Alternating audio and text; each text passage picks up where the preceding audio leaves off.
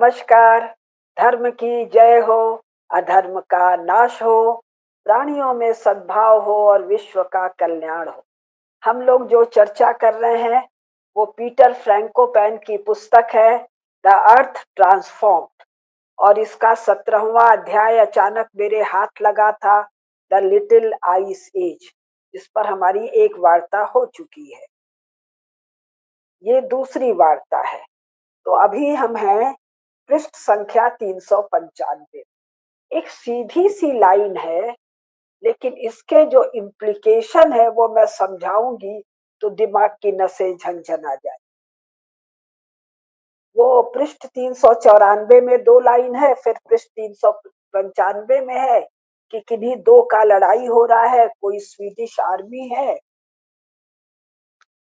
आ, तो वो कह रहा है while cold weather certainly did not help, लड़ाई में जिससे भी लड़ रहा है, it was more telling that the Swedes had not only overextended their resources by investing in long distance and expensive warfare। अब ये बात किसकी हो रही है? लड़ाई की स्ट्रेटेजी की, उसके लॉजिस्टिक की, उसके सप्लाई लाइन की। तो ध्यान से सुनिएगा। Overextended their resources by investing in long distance and expensive warfare, but had overreached into Russian territory, leaving their supply lines exposed and vulnerable to harassment and disruption। ये line सब सुनेंगे, पढ़ेंगे और आगे बढ़ जाएंगे। अब इसका थोड़ा हम समझा रहे हैं खोल के, एक सीधी सी लाइन को। सीधी सी लाइन किसके लिए है? जो इसका रीडर है। ऑक्सफोर्ड यूनिवर्सिटी का पब्लिकेशन है, यूरोपियन या अमेरिकन इसका रीडर है। हम रीडर हैं, हमको ये सब ठंड वंड की कथा कहानी नहीं है। लेकिन आइए सुनिए, नक्शे पर जाके देखिए, जिस सेंचुरी की बात हो रही है, स्वीडन और रशिया नेबर्स हैं। तो स्वीडन अटैक कर रहा है रशिया पर। तो जो अटैक कर रहा है तो कह रहा है कि ओवर रीच्ड, ज्यादा अंदर घुस गया है। ज्यादा अंदर घुस गया है तो क्या हुआ? सप्लाई लाइन, अरे भाई आर्मी जो लड़ेगी उसको खाने को, पीने को, हथियार, दुनिया भर का बारूद, टेंट, कपड़ा लत्ता, फिर जो बीमार पड़ गया, जो घायल होके गिर गया, उसको उठा के ले जाना, ट्रेंच खोदना, दुनिया भर का झमेला होता है। और ये कब की कथा है? 16वीं 17वीं शताब्दी की। तो इसको और अच्छे से समझने के लिए मैं तीन उदाहरण दे रही हूँ आपको रशियन टेरिटरी का। फ्रांस का नेपोलियन क्या कर रहा है? रूस पर चढ़ाई कर रहा है। चढ़ाई लाखों की, शायद 5 लाख की आर्मी लेके घुस रहा है। रशियन सब भाग रहे हैं। ये बढ़ता अंदर घुसता चला जा रहा है। और हो क्या रहा है? जनरल विंटर आ जाता है। जाड़े महोदय जो इनके कप्तान है, जनरल है, वो आ जाते हैं। रशियन आर्मी भाग रही है, ठंड गहरी आ जाती है, नेपोलियन की आर्मी तबाह हो जाती है। लौट के आते हैं तो कुछ हजार लोग, और नेपोलियन स्वयं किसी तरह छिप छिपा के फ्रांस, पेरिस पहुंचता है। अब दो चीज और बता दूं। पहली लड़ाई फर्स्ट वर्ल्ड वॉर 1914 से 1919, 20वीं शताब्दी आ गई है साहब। जर्मनी रूस पर अटैक करता है, बॉर्डर मिल चुके हैं। दूसरी लड़ाई 1939 से 1945, मॉडर्न वॉरफेयर आ चुका है, एयर आ चुका है, रेलवे आ चुका है, टैंक आ चुका है। दूसरी लड़ाई में हिटलर फिर घुसता है। तीनों लड़ाई में, और ये स्वीडन वाली चारों लड़ाई में रूस भाग खड़ा होता है। और मॉस्को और फ्रांस वाली लड़ाई, जहां तक हमको ध्यान, नेपोलियन और जर्मनी वाली लड़ाई में जहां तक मुझे ध्यान है, ये फ्रांस तक बढ़ते, ये मॉस्को तक बढ़ते हुए चले जाते। ओवर रीचिंग, एक्सपैंडिंग, ठंड के कारण तीनों लड़ाइयों में, और ये स्वीडन वाली चारों लड़ाइयों में मर खप के नष्ट होके लाखों की जो आर्मी है बिना लड़े मर खप जाती है, और हजारों की संख्या में वापस आती। तो नसें क्यों हमारी फ्यूज हो रही है? हम लोगों को एक कथा बताया गया है। क्या कथा बताया गया है? 11वीं शताब्दी में अफगानिस्तान के गजना से कोई महमूद नाम का आदमी भारत पर चढ़ाई किया। अब जरा गूगल मैप में या अर्थ मैप या जो भी मैप में खोल के देखिए कि गजना एक पिद्दी न पिद्दी का शोरबा, नन्हा सा गांव भी नहीं, एक नन्हा सा सेटलमेंट है, 10-20 हजार आदमी है कि वहां से जो चलेगा, सोमनाथ छोड़िए जी, दिल्ली तक आने पर कितने तरह का अल्टीट्यूड है। कहीं 13,000, कहीं 15,000, शायद एक जगह 17,000 भी है, 10,000, 9,000। बर्फ से ठंडी जमी हुई नदियां हैं, फिर गर्म रेगिस्तान है, ठंडा रेगिस्तान है। और हम लोग को कहानी क्या बताते हैं? घोड़ा सर पर दौड़ाता हुआ चला आया। अरे घोड़ा तो न चढ़ पाएगा, न उतर पाएगा, न पानी में तैर पाएगा, न गर्म ठंडे रेगिस्तान में जा पाएगा।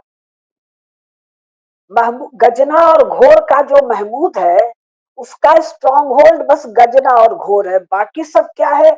एनिमी टेरिटरी है। एनिमी टेरिटरी में तुमको सप्लाई कौन दे रहा है भाई?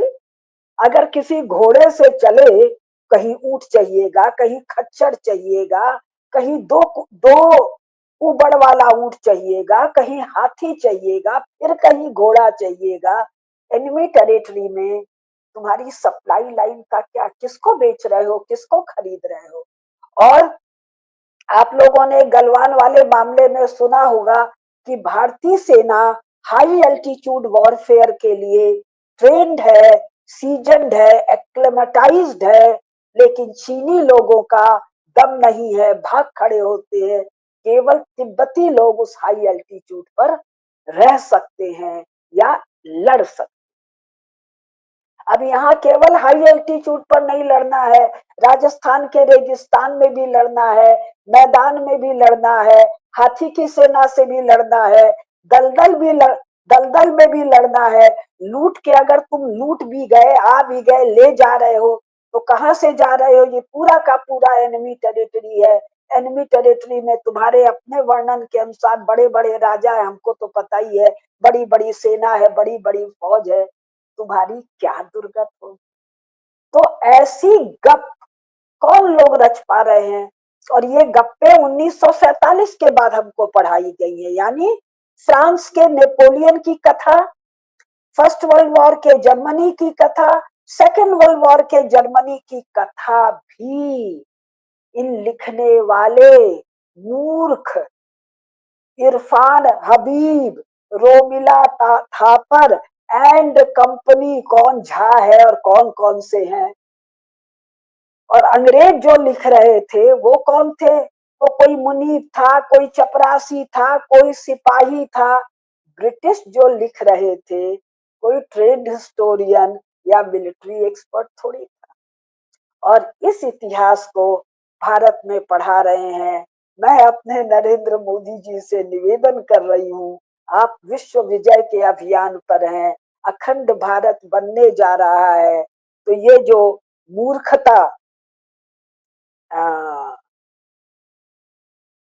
मियाँ दाढ़ी वाले 5 शिक्षा मंत्री ने और लिखने वाले वामपंथी मूढ़ों, मूर्खों, उल्लुओं, उल्लू कहीं नाराज ना हो जाए तो अब मूर्ख कहती हूँ, इन लोगों ने जो लिखा इसको हटवा दीजिए, किसी मिलिट्री एक्सपर्ट को दिखवा दीजिए। क्या ऐसा कोई आर्मी या ऐसा कोई मिलिट्री एक्सपीडिशन संभव है? तो एक प्रश्न आएगा, सोमनाथ कब टूटा? मेरे इस पर बहुत भाषण है यूट्यूब पर, सोमनाथ पर। और किस सोर्सेस क्या दिया है? मैंने सोर्सेज मिया सोर्स दिया है, और कैम्ब्रिज यूनिवर्सिटी का सोर्स दिया है, और लेफ्टिस्ट सोर्स दिया है कि ऐसी कोई घटना नहीं हुई है। ये जो तोड़ फोड़ हुई है, ये अलाउद्दीन खिलजी लोधी और क्या क्या तुगलक फुगलक और ये मुगल फुगल और ये सब कौन है? ये कहीं से आ जा नहीं रहे हैं, यही के कन्वर्टेड हिंदूज हैं, यही टेरीन है, यही लोग हैं, इनके समय में तोड़ फोड़ हुआ है।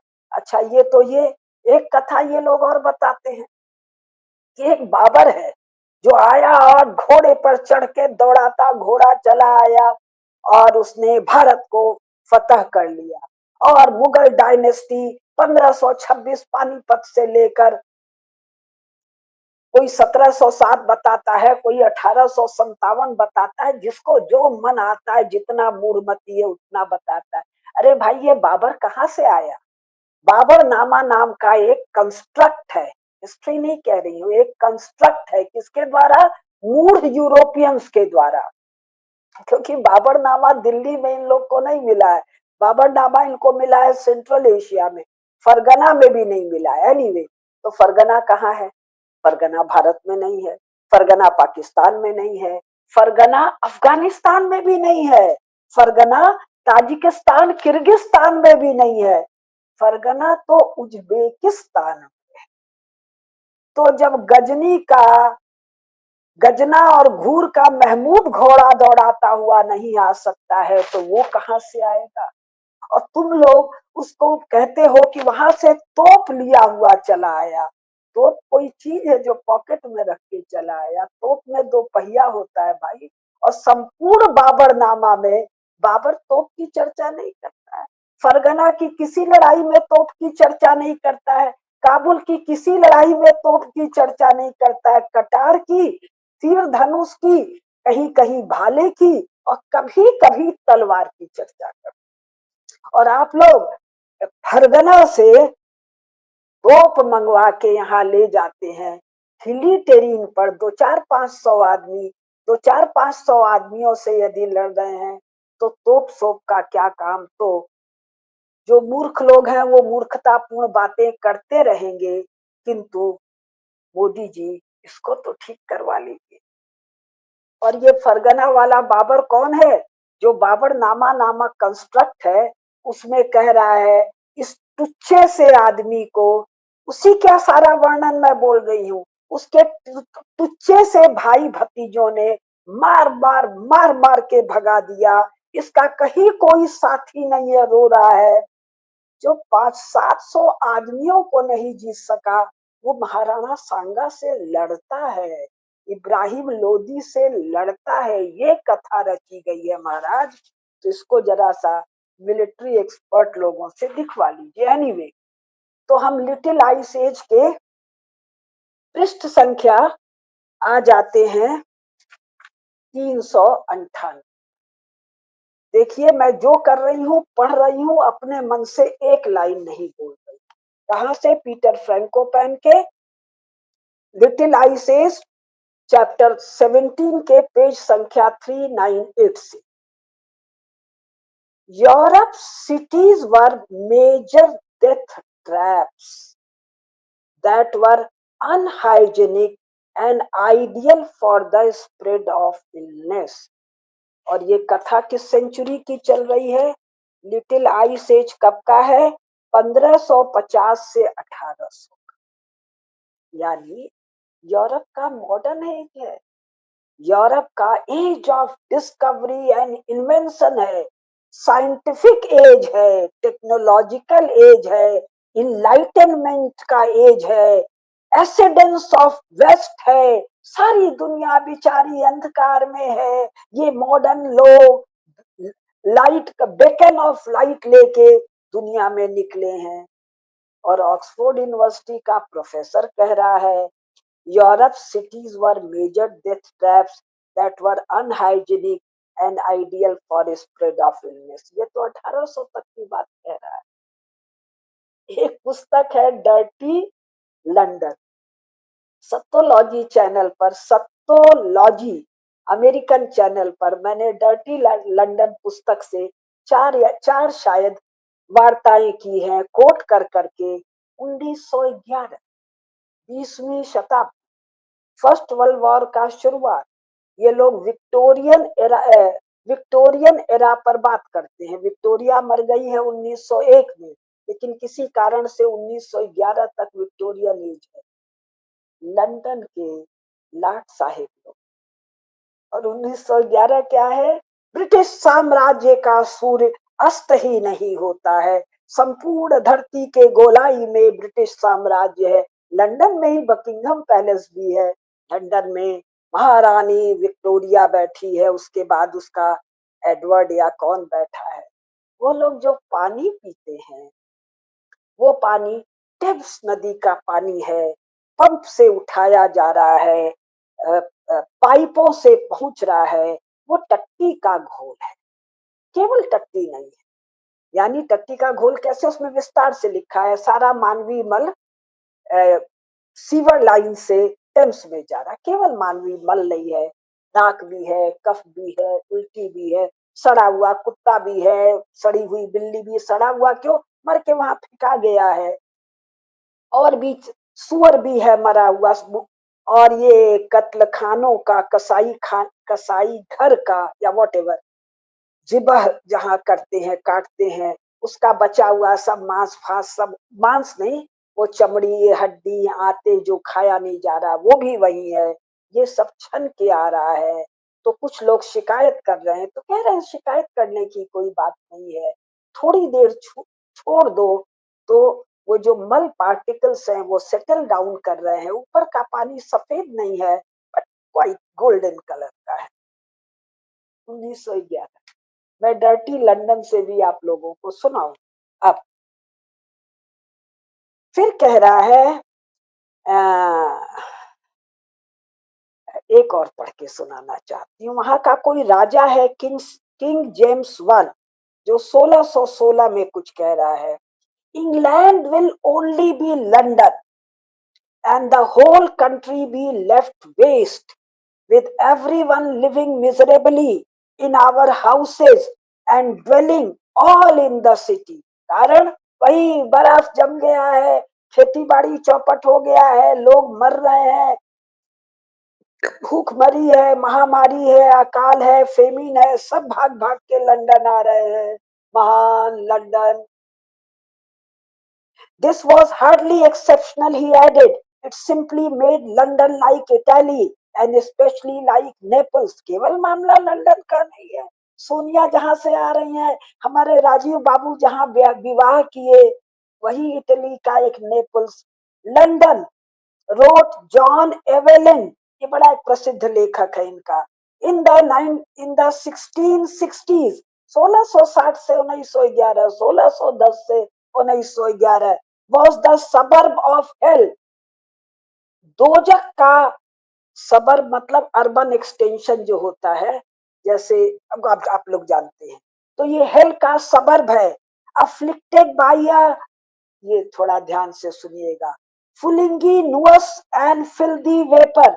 मेरे उच्चारण पर ध्यान दीजिएगा, जो लिखा है वो मैं पढ़ रही हूँ, वो स्वयं भी 8-10 प्रकार से उच्चारण करते हैं। तो ये जो सबर्ब ऑफ हेल है, उसके किस बात पर टिप्पणी कर रहा है कि जो वहां की हवा है, हवा नहीं है, वेपर है, भाप जैसी जो चीज है, उसका जो भी अर्थ होगा, फुलंगनियस एंड फिल्दी है। दैट हर्ट द लंग्स, ऐसा वेपर है कि फेफड़े पर असर है। And insure that catarrhs and phthisics, coughs and consumptions rage more in this one city than the than in the whole earth besides। अब इस सबका क्या मामला अर्थ है मुझे नहीं पता, ये है कि साहब ऐसी बदबू है, ऐसा भारीपन है कि लंग का एकदम हालत चौपट है, और इतने प्रकार की बीमारियां हैं। फिर आगे कह रहा है, केवल नेपल्स नहीं, केवल लंदन नहीं, Paris was no better। A city that one contemporary complained was always dirty। हम लोग तो किसी फ्रेंच कल्चर की बात सुनते हैं, फ्रेंच सिविलाइजेशन वेस्टर्न सिविलाइजेशन का एपिटोम है, वहां कोई एक पैलेस है, वर्साई, पेरिस से सटा हुआ, आर्किटेक्चर का, लग्जरी का, क्लेanलीनेस का एपिटोम बता रहे हैं। Paris was no better, a city that one contemporary complained was always dirty and where visitors would get covered। कोई आएगा पेरिस में तो he will get covered, काहे में, in black onctuous oil। अब onctuous क्या है, ऑयल का स्पेलिंग है OYL, पहले मैंने सोचा आउल, उल्लू सब ढक लेते हैं, बाद में लगा नहीं, OIL को यहाँ OYL, oil, that where it sticks no art can wash it off, कि ऐसे तेल से ढक जाता है कि इसको किसी भी उपाय से साफ नहीं किया जा सकता है। फिर मेरा माथा चकराया, पेट्रोलियम का और तेल का झंझट तो लेट 19 सेंचुरी या 20वीं में आता है, शुरुआत में वो भी थोड़ा वो लोग लालटेन वगैरह बनाते, तो ये कौन सा ऑयल है। तब मेरे ध्यान में आ गया, जानवरों की चर्बी लपेट के किस पर, घास पे, फूसे पे, घास है, भूसा है, जो भी है, उस पर लपेट लपेट के पूरे जगह जलाया जा रहा है। क्यों जलाया जा रहा है? रोशनी थोड़ा, गर्माहट ज्यादा। उस तेल के वेपर से पेरिस शहर में जो आता है वो काला हो जाता है, तो जो रहता है वो गोरा गोरा नहीं है, वो काला काला है, चुड़ैल जैसा है। अब आदमी को क्या कहेंगे, उसको भी चुड़ैल ही कह लेते हैं, क्योंकि वो आजकल कहते हैं हम स्त्री हैं कि हम पुरुष हैं कि हम कुत्ता हैं कि बिल्ली हैं, या चारों हैं अलग अलग समय पर, तो चुड़ैल ही कह लेते हैं। तो ये मुझे कैसे पता? आप उनकी पेंटिंग्स को देखिए, जो मैंने अपने बाबूजी की लाइब्रेरी में जो आर्ट कलेक्शन था पेंटिंग्स का, उसको देखा था। उसमें जो 16वीं, 17वीं, 18वीं, 19वीं, 20वीं शताब्दी के पेंटिंग्स है। आप आर्ट बुक में मत जाइए, आप तो यूट्यूब पर चले जाइए, या जहां पर आपको ये सारी पेंटिंग्स दिखाई देंगी। चुड़ैल भी शायद, हम लोग क्या, चुड़ैल अच्छी प्यारी सी है। माँ मेरे को बचपन में गुस्सा करती थी तो चुड़ैल बुलाती।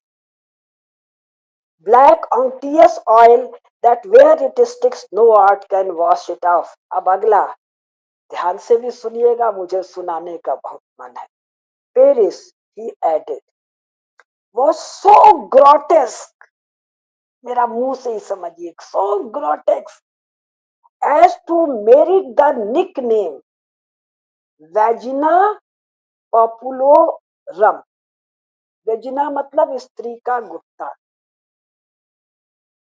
आपको लगेगा इतना गंदा, ना ना ना ना, फिर रुकिए।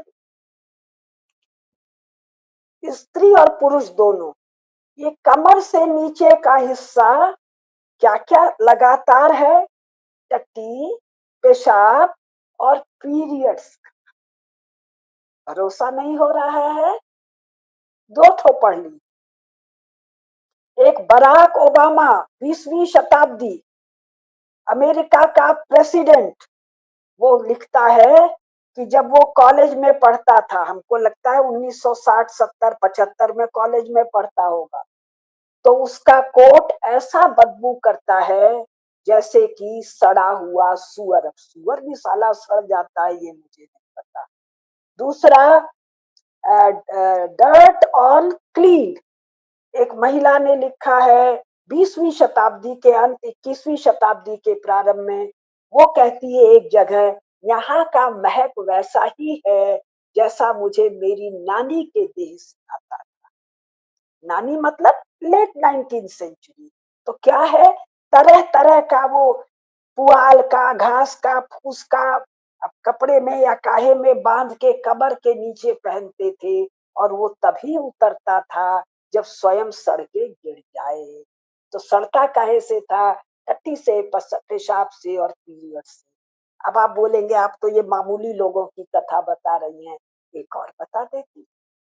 एमिल लुडविग लेखक का नाम है, पुस्तक का नाम है नेपोलियन बोनापार्टे, बायोग्राफी है, अत्यंत प्रसिद्ध पुस्तक है। इसमें नेपोलियन जब इजिप्ट से आ रहा, इजिप्ट में गया था विजय करने, अब विजय करके आया है कि हार के आया है मुझे याद नहीं, शायद हार के ही आया है या विजय करके आया है, लेकिन लुटा पिटा हुआ आया है। तो वो अपनी महारानी, वो फ्रांस की महारानी नहीं है, पूरे यूरोप की महारानी है। क्यों है? क्योंकि नेपोलियन पूरे यूरोप को जीत चुका है। नेपोलियन कब है? पोस्ट फ्रेंच रेवोल्यूशन है, 1811 में वीना है, तो ये 1790 वगैरह का कोई बात है। तो वो जोसेफाइन को चित पत्र लिखता है, मैं आ रहा हूँ, keep your self wash with warm water. Keep yourself washed what? Your vagina. ये नेपोलियन तो लिखता ही लिखता है। एमिल लुडविग को इस पत्र को उद्धृत करने में लज्जा नहीं आती है। क्यों नहीं लज्जा आती? यूरोप वालों को पढ़ना है, किसी कुसुम लता को थोड़ी पढ़ लेना है और पढ़कर अपने भारतीय लोगों को बताना थोड़ी है। अब इसी यूरोप से हम लोगों को अगले 10-15 साल हमारे डिप्लोमेट्स को, हमारे फॉरेन डिपार्टमेंट को, हमारे मोदी जी को, हमारे एस जयशंकर सबको डील करना है। तो थोड़ा बता दो भाई आजकल क्या हाल चाल है धुलाई सफाई का। अब 399 reduced availability of food brought about demographic declines through increased mortality and disease, through lower fertility levels, and through people leaving cities. इसको हम अभी समझाएंगे, ये 399 से पढ़ रही हूँ। During the 17th century, for example, the Balkans and Anatolia lost half their population with decline of 80% in some regions, and large numbers of rural villages simply abandoned. बड़े से बड़ा जानकार भारतीय पढ़ेगा, जिसमें मैं जोड़ रही हूँ पंकज जी तक को, शैलेंद्र भैया तक पढ़ेंगे। अच्छा गड़बड़ है, बढ़ गए। अब इसको मैं जरा व्याख्या कर रही हूँ। रिड्यूस्ड अवेलेबिलिटी ऑफ फूड, भोजन कम हो गया। हमारे यहाँ भी कोरोना में भोजन की थोड़ी कमी हुई थी। क्या हुआ? Brought about demographic decline. Demographic decline का मतलब क्या हुआ? Size of population got reduced. अगर 10 लाख लोग हैं तो 8 लाख हो गए या 9 लाख हो गए या 7 लाख हो गए। Through increased mortality and disease. अरे खाना कम होने से पॉपुलेशन कैसे कम हो गई? तो लोग बहुत मरने लग गए बीमारियों से। मेल न्यूट्रिशन इतना बड़ा है कि जरा सा झटका भर डिस इम्बैलेंस लोगों को पटापट ऐसे मरता है जैसे फ्लिट की छिड़काव से मक्खी और मच्छर मरते। और मरने का रेशियो क्या है? During the 17th century, for example the Balkans and Anatolia. Balkan Anatolia क्या है? South America, South Europe, Mediterranean के पास का यूरोप। अनातोलिया क्या है? आज का तुर्की, पुराना ओटोमन एम्पायर। यहाँ पर तो इसकी खासियत क्या है? ये मेडिटेरियन से सटा हुआ है, ये दक्षिणी हिस्सा है, यहाँ तो ऐसी ठंड नहीं होती। लॉस्ट हाफ दियर पॉपुलेशन, आधे लोग मर गए, थोड़ी सी ठंडक बढ़ गई। With decline of 80% in some region. कुछ में 10 लाख थे या 1 लाख थे तो 80,000 मर गए, 10 लाख थे तो 8 लाख मर गए, 2 लाख बचे या 20,000 बचे। And large number of rural villages simply abandoned. सब मर गए, खाली हो गया। तो मर गए तो मैं बैठ के सोचने लगती हूँ, लाशों का क्या हुआ जी? लाशें पड़ी हैं खुले में। बहुत वर्णन है, बहुत पेंटिंग्स है, बहुत से रेखा चित्र हैं, अगर आप लोग खोजेंगे मिल जाएगा। क्यों पड़े हैं? गड्ढा खोद के दाबेगा कौन जी? और केवल आदमी थोड़ी मरा पड़ा है, कुत्ता भी है, बिल्ली भी है, लोमड़ी भी है, गिद्ध भी है, कौवा भी है। सब ये सड़ा लाश खा खा के मर गए हैं, भूखमरी से मर गए हैं। गाय भी है, बैल भी है, घोड़ा भी है। और ये ठंडा क्षेत्र है, कभी ठंडा है, कभी गर्म है, कभी ठंडा है। लाश को सड़ के केवल हड्डी बचे। इसमें 1 साल, 2 साल, 2.5 साल, 3 साल, 4 साल भी लगता है। तो उस बदबू की, उस बीमारी की, उस पूरे चीज की कल्पना कीजिए। कल्पना आपके वश का नहीं है, आपको ये फिल्म देखनी पड़ेगी। और यूरोप और हॉलीवुड ने बहुत फिल्म बनाई है। और एक जो मैं मिडिवल मैडनेस चैनल और 3 और चैनल है, मैंने एक बार बताया है, इन्हीं को देख लीजिए।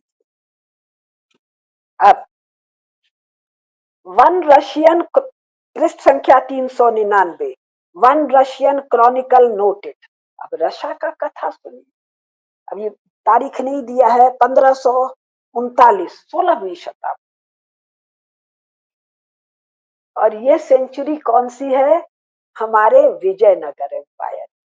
हमारे यहाँ उदयपुर बस रहा है, बीकानेर बस रहा है, जैसलमेर बस रहा है, 10वीं 11वीं में खजुराहो बन रहा है, कोणार्क बन रहा है, जगन्नाथपुरी बन रही है। दक्षिण भारत में चोल लोग Virat expedition south east Asia में लेके जा रहे हैं। अब मैं सेंचुरी नहीं बता पा रही हूँ। मदुरई में, कांचीपुरम में, कहा तंजौर में ऐसे मैसिव टेम्पल बन रहे हैं। आजकल यूट्यूब में प्रवीण जी हैं या कौन है, और भी कई लोग इतने मंदिरों के डिटेल डाल रहे हैं। क्यों बन रहे हैं? लोग फुर्सत में है। फुर्सत में क्यों है? सब कुछ बहुतायत में है। सब कुछ बहुतायत में क्यों है? भगवान प्रसन्न है। किस पर प्रसन्न है? ये जो ट्रायंगल है भरत भूमि, कौन सा? 15 अगस्त 1947 वाला नहीं, प्लस पाकिस्तान, बांग्लादेश, अफगानिस्तान, बर्मा, श्रीलंका, नेपाल, तिब्बत, पाचोस्तान, सिक्योंग, और प्लस प्लस प्लस, ये ट्रायंगल है। हिमालय के नीचे भारत नहीं है, संपूर्ण हिमालय भारत है। महाभारत पढ़ लो भाई, 5000 साल पुराना। रामायण पढ़ लो भाई, 10-20 लाख साल पुराना। वही कंटिन्यूटी है। 15 अगस्त में ये गांधी नामक पाकिस्तान का पिता, बांग्लादेश का पिता और चाचा नेहरू के कारण राज्य पर एनिमी स्टेट खड़ा किया गया। राष्ट्र का विभाजन नहीं होता है, अनेकानेक राज्य होते हैं, राष्ट्र चिन्मय सत्ता है। तो साहब, one Russian chronicle noted that spring time was cold, बसंत ठंडा है, ठीक है, क्या दिक्कत है? And during all summer there were floods, और गर्मियों में बर्फ पिघली है तो बाढ़ आ गई है, क्या खास बात है? आप क्या रेगुलर होता है? एंड द राई डिड नॉट ग्रो। अब राई को हिंदी में क्या कहते हैं, RYE, मुझे नहीं पता।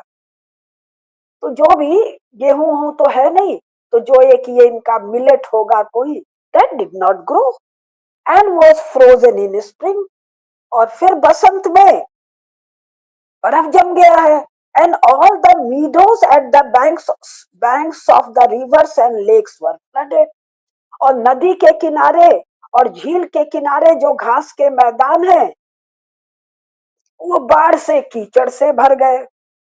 While in the autumn there was a lot of rain, पतझड़ में बहुत जोर वर्षा हुई। and sun was not seen for 2 weeks, 2 हफ्ते सूरज देवता नहीं दिखे। बनारस में तो एक एक हफ्ता पता नहीं कई बार सूरज देवता नहीं दिखते थे, और जाड़े में महीने महीने सूरज देवता, सालों मैं रही हूं, नहीं दिखते हैं।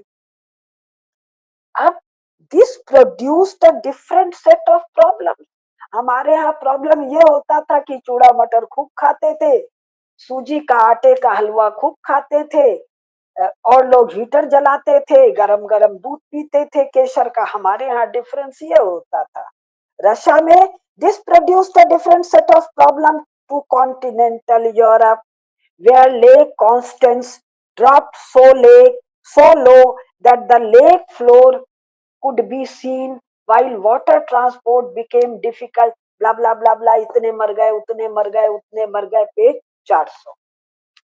अब इन नॉर्दर्न यूरोप, आखिरी paragraph, in northern Europe for example many farmers switched to growing millets. Millet ये नहीं कह रहा मैं, क्या ये कह रहा, टू ग्रोइंग बार्ली, जौ, ओट्स, ओट्स माने ओट्स, एंड राई, राई क्या होता है नहीं पता, रादर देन व्हीट, गेहूं की खेती छोड़ दिया। क्यों छोड़ दिया?